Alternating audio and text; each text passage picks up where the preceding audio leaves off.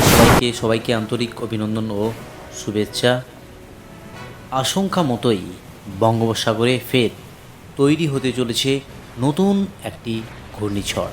চলতি নভেম্বরের শেষেই উপকূলে আছড়ে পড়তে পারে বিধ্বংসী ঘূর্ণিঝড়। ঘন্টায় 50 থেকে 100 কিলোমিটার গতিবেগে বাংলা ও উড়িষ্যার উপকূলে আছড়ে পড়ার প্রবল আশঙ্কা রয়েছে। আগামী 20 থেকে 25 নভেম্বরের মধ্যে বঙ্গোপসাগরে তৈরি হতে পারে অতি গভীর নিম্নচাপ। ইতিমধ্যেই আলিপুর আবহাওয়া দপ্তর সতর্ক বার্তা জারি করেছে একাধিক জেলাতে। বাংলায় আগামী 4 থেকে 5 দিন দুর্যোগপূর্ণ আবহাওয়ার আশঙ্কা রয়েছে জেলায় জেলায়। শুধু সুপ্রিয় দর্শক, আজ 18ই নভেম্বর মঙ্গলবার এই মুহূর্তে আলিপুর আবহাওয়া দপ্তরের গুরুত্বপূর্ণ আপডেট। কনকনে ঠান্ডায় ফের ঝড় বৃষ্টির পূর্বাভাস দিল আলিপুর আবহাওয়া দপ্তর। বাংলার উপকূলের দিকে ধেয়ে আসছে নিম্নচাপ, এদিকে ইতিমধ্যেই জাঁকিয়ে বসেছে শীত। একাধিক জেলাতে তাপমাত্রা নেমেছে 13 ডিগ্রির ঘরে। তো আসুন জেনে নেব আজ মঙ্গলবার সারাদিন এই মুহূর্তে আলিপুর আবহাওয়া দপ্তরের গুরুত্বপূর্ণ আপডেট।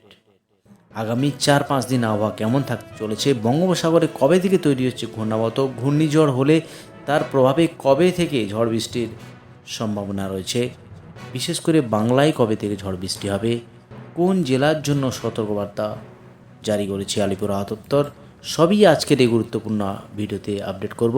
প্রথমেই চলে যাচ্ছে আলিপুর আবহাওয়া দপ্তরের যে ওয়ার্নিং পেজ, সেই ওয়ার্নিং পেজে আজ এবং আগামী কয়েকদিনের আবহাওয়ার কী গুরুত্বপূর্ণ আপডেট রয়েছে একবার দেখে নিচ্ছে। যে ওয়ার্নিং আলিপুর আবহাওয়া দপ্তর থেকে দিয়েছে তাতে লক্ষ্য করা যাচ্ছে sub Himalayan, West Bengal, Sikkim, Uttarbanga এবং পার্বত্য জেলাগুলির জন্য যে আবহাওয়ার গুরুত্বপূর্ণ ওয়ার্নিং তাতে লক্ষ্য করা যাচ্ছে আজ থেকে আগামী 23 তারিখ অবধি উত্তরবঙ্গের কোনো জেলাতেই সতর্কবার্তা নেই। যদি একবার দেখি দক্ষিণবঙ্গের জেলায়, সেখানে একই আজ থেকে আগামী 23 তারিখ অবধি দক্ষিণবঙ্গের কোনো জেলাতেই সতর্কবার্তা নেই। এবার একবার দেখে নিচ্ছি জেলাভিত্তিক পেজে, সেখানে আজ এবং আগামী কয়েকদিনের আবহাওয়ার কী গুরুত্বপূর্ণ আপডেট রয়েছে।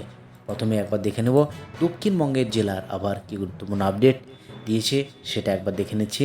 আলিপুর আবহাওয়া দপ্তর থেকে আবহাওয়ার যে গুরুত্বপূর্ণ আপডেট তাতে লক্ষ্য করা যাচ্ছে আজ থেকে আগামী 23 তারিখ অবধি দক্ষিণবঙ্গের সমস্ত জেলা জুড়ে রয়েছে ড্রাই ওয়েদার কন্ডিশন, কিন্তু বিশেষ করে কয়েকটি জেলাতে রয়েছে একেবারেই স্যালো টু মডারেট ফগ, অর্থাৎ যে ভিজিবিলিটি সকালের দিকে থাকবে সেটা কমই থাকবে।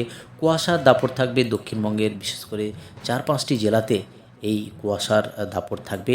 বাকি টাইম অর্থাৎ 10টা থেকে 11টার পর সেই কুয়াশা চলে যাবে এবং ড্রাই ওয়েদার কন্ডিশন থাকবে দক্ষিণবঙ্গ থেকে শুরু করে উত্তরবঙ্গের জেলায় জেলায় এই কুয়াশার দাপট থাকার সম্ভাবনা রয়েছে, যেটা লক্ষ্য করা যাচ্ছে কলকাতা, হাওড়া, হুগলি সহ 2 পরগনা, 2 মেদিনীপুর এই কুয়াশার দাপট থাকবে। বাকি কোনো জেলাতেই এই ওয়ার্নিং নেই, যা আলিপুর আবহাওয়া দপ্তর থেকে ইতিমধ্যেই জানানো হয়েছে এই ওয়ার্নিং দিয়ে। এবার একবার দেখে নিচ্ছি আলিপুর আবহাওয়া দপ্তর থেকে যেটা বলা হয়েছে 19 থেকে 21শে নভেম্বর পশ্চিমবঙ্গের বিভিন্ন জেলায় কিছু কিছু স্থানে সকালে হালকা থেকে মাঝারি কুয়াশা পড়ার সম্ভাবনা রয়েছে। যেহেতু একটা ঘূর্ণাবতের সম্ভাবনা রয়েছে, তাতে যে তাপমাত্রা ফল হয়েছিল সেই ঘূর্ণাবতের জেরে আগামী 4 দিনে পশ্চিমবঙ্গের জেলাগুলিতে ন্যূনতম রাতের তাপমাত্রা ধীরে ধীরে 2 থেকে 3 ডিগ্রি বৃদ্ধি পাবে এবং আগামী 3 দিনে তাপমাত্রা কোনো বড়সড় পরিবর্তনের সম্ভাবনা নেই। এই দক্ষিণ পশ্চিম বঙ্গোপসাগরে যে ঘূর্ণাবত রয়েছে সেই ঘূর্ণাবতের জেরে প্রচুর জলীয় বাষ্প আমাদের রাজ্যে প্রবেশ করছে, তার জেরেই কিন্তু এই তাপমাত্রা বৃদ্ধি হতে পারে নিম্নচাপ। পরবর্তী আপডেটগুলিতে জানিয়ে দেব। তো এবার একবার দেখে নিই যে তাপমাত্রার আপডেট, অর্থাৎ 18 তারিখ, সেখানে একবার দেখে নেব সর্বনিম্ন তাপমাত্রা কোথায় কোথাও রয়েছে।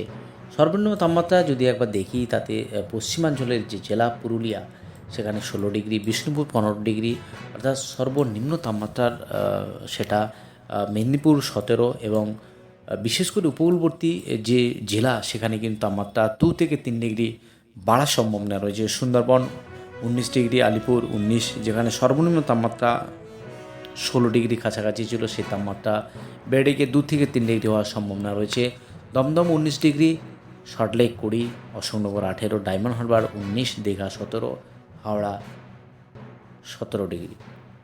যদি একবার দেখে নিই বাকি জেলাগুলিতে, পশ্চিমাঞ্চলের জেলা শান্তিনিকেতন, শ্রীনিকেতন 16 ডিগ্রি, আসানসোল 16, বর্ধমান 17, কৃষ্ণনগর সেখানে লক্ষ্য করা যাচ্ছে 16 ডিগ্রি, বহরমপুর 16, মুর্শিদাবাদ 16 এবং বিশেষ করে পশ্চিমাঞ্চলের যে জেলা সেখানে তুলনামূলক ঠান্ডা বেশি রয়েছে এবং উত্তরবঙ্গের যে জেলা মালদা 19 ডিগ্রি, বাকি যে জেলা বিশেষ করে Darjeeling 7 degree, Kalimpong 12, Siliguri 17 degree, Ramsai 15, Jalpaiguri 16, Coochbehar 15 degree. তো এই হলো উত্তরবঙ্গ এবং দক্ষিণবঙ্গের যে আবহাওয়ার গুরুত্বপূর্ণ আপডেট, অর্থাৎ টেম্পারেচার যে সর্বনিম্ন টেম্পারেচার আপডেট সেটা একবার দেখানোর চেষ্টা করলাম। এবার একবার দেখে নিচ্ছি সর্বনিম্ন টেম্পারেচার গতকাল কোথায় ছিল সেটা একবার দেখানোর চেষ্টা করছি। সর্বনিম্ন টেম্পারেচার যেটা পুরুলিয়া 14 ডিগ্রি কাছাকাছি, অর্থাৎ সর্বনিম্ন টেম্পারেচার -3 ডিগ্রি নিচেই ছিল। Asansol 15.4, Panagarh 16 degree, Bardhaman 16, Bankura 14.4, Medinipur 15.5, Jhargram 15 degree. এদিকে কলকাতার আশেপাশের যে টেম্পারেচার 19 ডিগ্রি, 20 ডিগ্রি এবং কলকাতার তাতে যে লক্ষ্য করা যাচ্ছে 18-19 ডিগ্রি কাছাকাছি এই টেম্পারেচার আছে। এবং যদি উত্তরবঙ্গের জেলার দিকে যায় সেখানে কিন্তু দার্জিলিং সেখানে যে টেম্পারেচার লক্ষ্য করা গিয়েছে 6.8, কালিম্পং 13, জলপাইগুড়ি 16.4, আলিপুরদুয়ার 15 ডিগ্রি, কোচবিহার 15.6। তো এই হলো উত্তরবঙ্গ এবং দক্ষিণবঙ্গের যে টেম্পারেচারের আপডেট। তো একটা দক্ষিণ পশ্চিম বঙ্গোপসাগরে যে নিম্নচাপের ঘূর্ণাবতের প্রভাবেই প্রচুর জলীয়বাষ্প রাজ্যে প্রবেশ করায় টেম্পারেচার বৃদ্ধি পাচ্ছে। তো এই হলো আজ এবং আগামী কয়েকদিনের আবহাওয়ার গুরুত্বপূর্ণ আপডেট। আজ অবধি আবহাওয়ার গুরুত্বপূর্ণ আপডেট নিয়ে ফিরে আসছি পরের ভিডিওতে।